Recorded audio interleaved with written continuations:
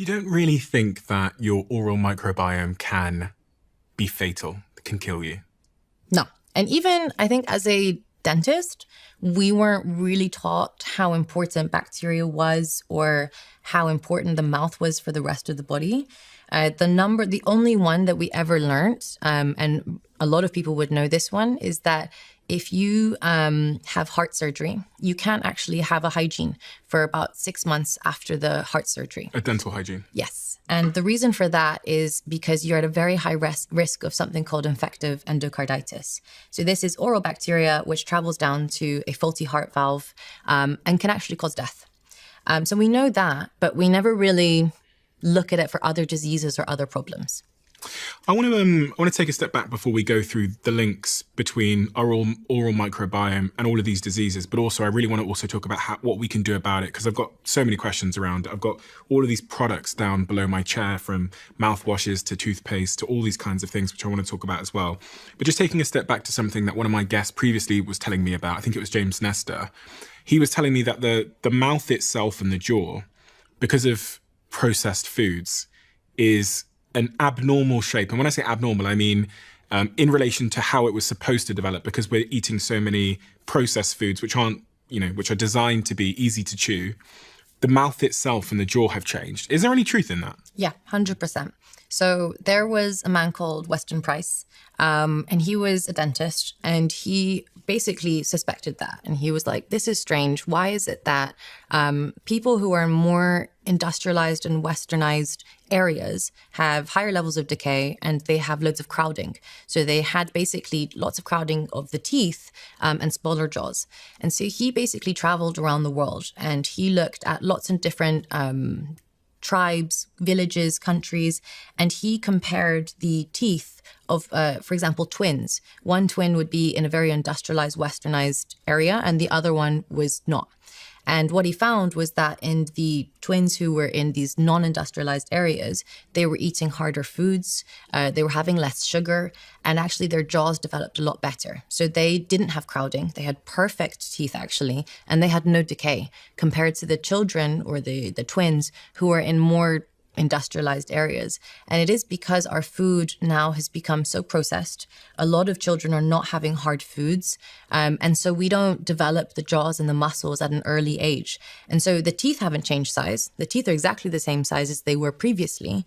But what we're seeing is that those teeth don't have any space to grow anymore. And that's when we're getting crowding. And can you see that in any of those models? So in this model, you can actually see at the very back. So a lot of people will have wisdom teeth. And one of the biggest issues at the moment is that a lot of people have impacted wisdom teeth. So this is basically, imagine your teeth are all upright. Your wisdom tooth is coming out at a completely horizontal angle and it's pushing on the rest of the teeth. Mm-hmm. It's an absolute nightmare as a dentist to take out. It's even more of a nightmare for a patient to have to endure. But also we're seeing that there are a lot more impacted wisdom teeth in the last 30, 40 years than there were previously.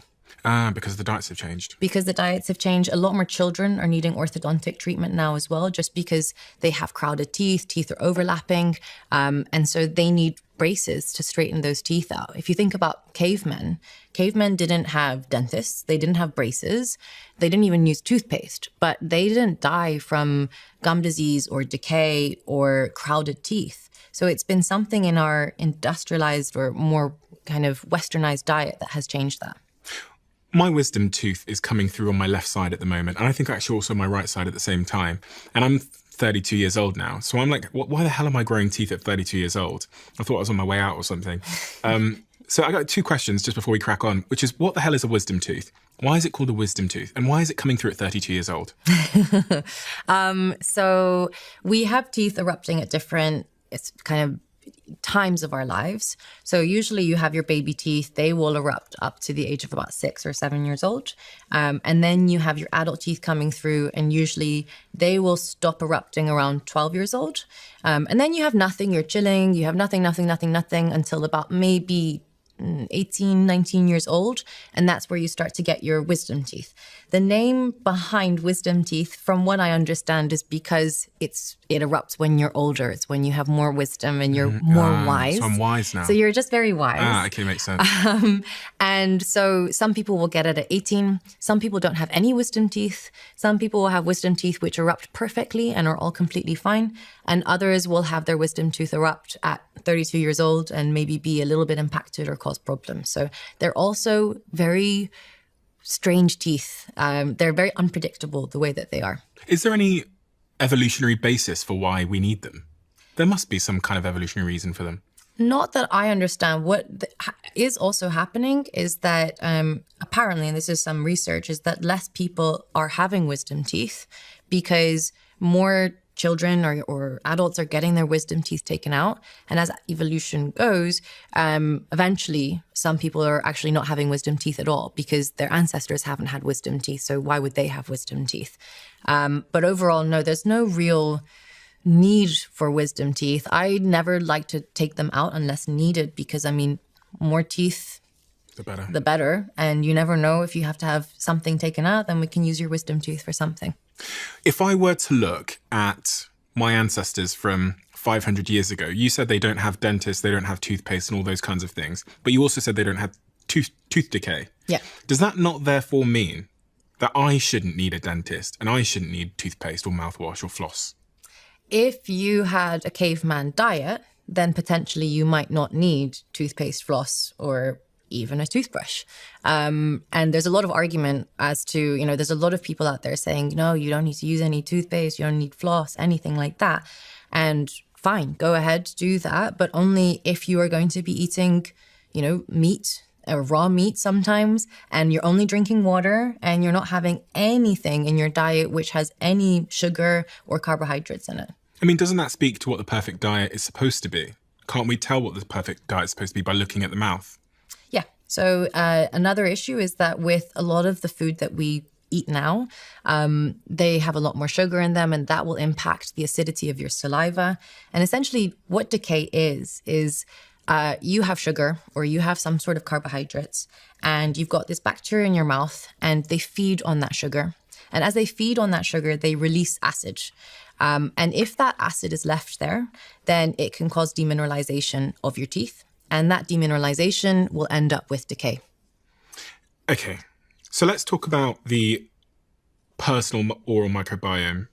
Is my oral microbiome different from, say, Jack's over there and from my girlfriend's? Yes, massively. Massively different. Yes, that maybe massively, I would say.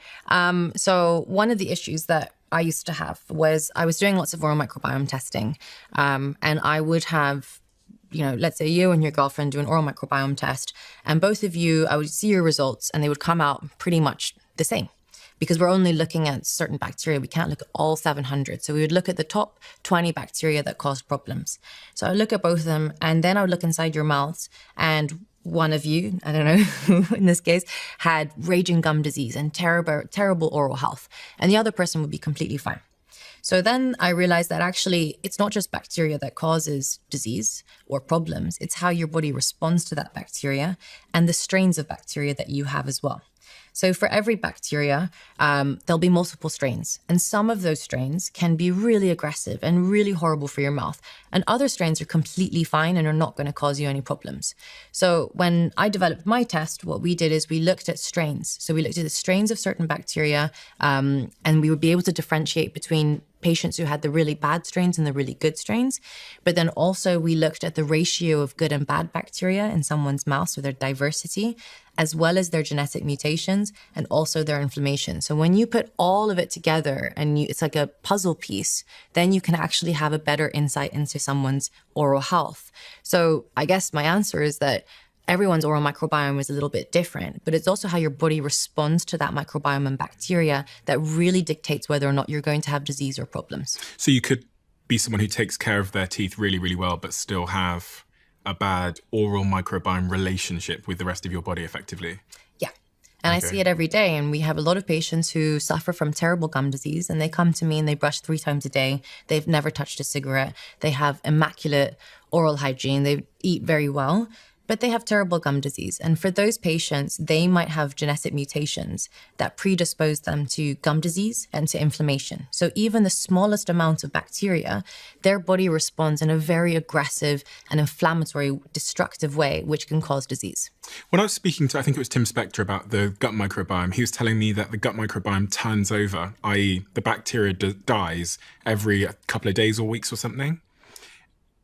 How often does the oral microbiome turn over, and why does that matter?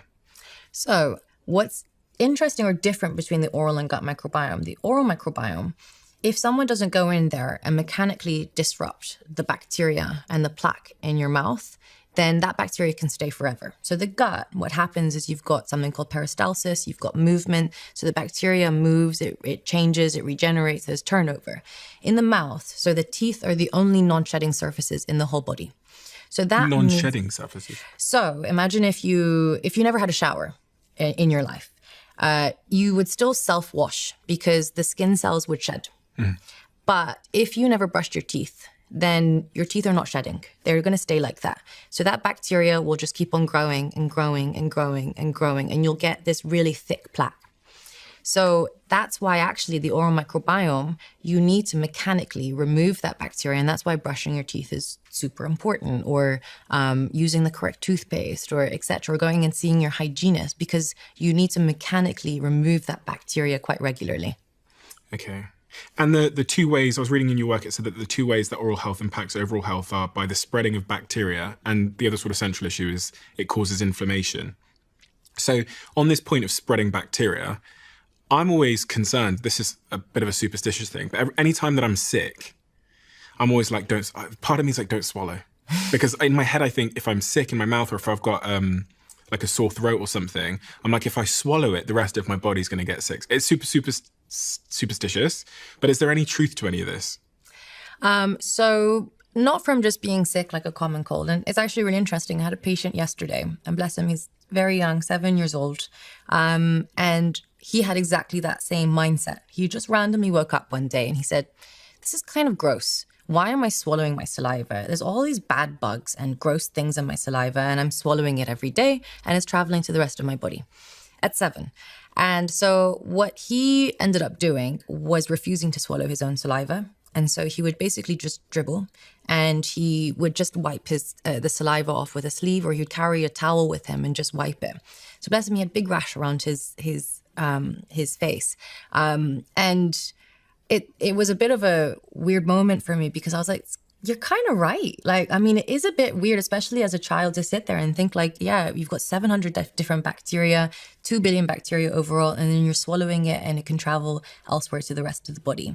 So yes, in short, yes, bacteria from your mouth, when you swallow it, it can travel elsewhere to the rest of the body. However, a lot of the bacteria dies. So the acid in the stomach can kill a lot of the bacteria. So it's only the really, really bad bacteria that are able to survive and cause problems. And that's why it's so important that you have a good oral microbiome and you balance it well. And the other central way that it can cause negative impacts to your overall health is via inflammation. What is the link between inflammation and my oral microbiome? So it's something that we call low-grade chronic inflammation. And imagine, so you've got this delicate balance of bacteria in your mouth, which is your microbiome. And we all have bad bacteria in our mouths, but most of us hopefully have better levels or higher levels of the good bacteria. So there's always that balance. And what happens in an imbalanced oral microbiome is that shift changes. So you get higher levels of bad bacteria and you don't have enough good bacteria. These bad bacteria, firstly, yes, they can travel elsewhere to the rest of your body, as you discussed. The second is that they can release inflammatory markers. So they basically release inflammation. And this inflammation can travel from your mouth to the rest of your body and contribute to inflammation elsewhere. So for example, if you had rheumatoid arthritis and then you had inflammation from your gums, that inflammation from your gums is making your arthritis in your wrists worse. So it's contributing to it. Now, what's also interesting, and that's why it's called low-grade chronic inflammation, is often you wouldn't even know that you have it. I have so many patients who say, oh, my gums bleed, but that's normal. If your eye bled or if your foot was bleeding every day, you would be worried and you would think, actually, there's inflammation here, there's a problem here. But so many people have bleeding gums and they don't understand that bleeding gums is a sign. It's your gum screaming to you saying that I have inflammation, and that inflammation can travel. And then the third mechanism as well, so there's one more, is it's damage to your blood vessels. So again, the same bad bacteria in your mouth, it releases these enzymes, these toxic enzymes, and they can travel through the rest of your body, through your blood vessels, and they can actually damage your blood vessels. So these blood vessels are not able to dilate and constrict as well as they used to.